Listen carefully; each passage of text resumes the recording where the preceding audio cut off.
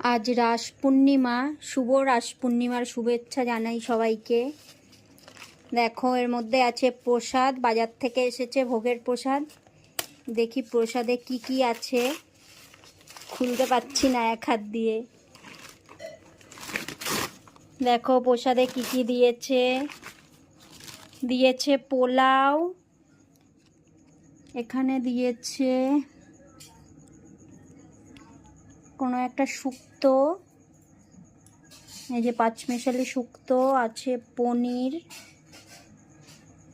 পায়েস, তারপর এখানে কি আলু ভাজা, সব ভাজা আছে, পটল ভাজা, কুমড়ো ভাজা, আবার লেবুও দিয়েছে, সঙ্গে একটুখানি আলুর দম আছে, চাটনি, পায়েস, মিষ্টি।